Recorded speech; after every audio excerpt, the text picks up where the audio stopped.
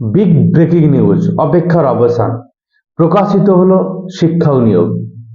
হ্যাঁ, মে মাসে 2023 থেকে মে মাস 2023 শিক্ষামন্ত্রী ব্রাত্য বসু একটা ক্রোনোলজি বলেছিলেন।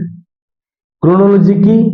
প্রথমে হেডমাস্টারের শূন্যপদ আসবে, তারপরে আপার প্রাইমারি 9, 10, 11, 12 এই সমস্ত, এভাবে তিনি একটা ক্রোনোলজি দিয়েছিলেন। তার ক্রোনোলজি অনুযায়ী 4500 অর্থাৎ প্রায় 5000 পদে মানে শিক্ষক নিয়োগ করা হবে। তবে এই শিক্ষক নিয়োগ প্রধান শিক্ষকদের জন্য। এটা প্রধান শিক্ষকদের যে শূন্যপদ রয়েছে 5000, প্রায় 5000, 4500, সেটা অফিসিয়ালি যখন প্রকাশিত করবে তখন সেটা আমরা বুঝতে পারবো যে কতটা। কিন্তু মোটামুটি আমরা জেনেছি যে 4500 প্লাস একটা শূন্যপদ প্রকাশিত করবে। এটা কবে করবে?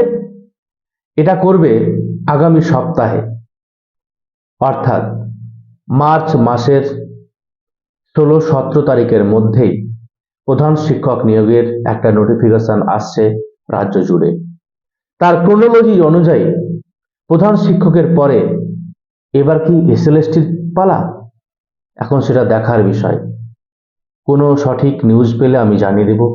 Thanks for watching this video. Keep watching, keep learning, take care and bye. জয় হিন্দ।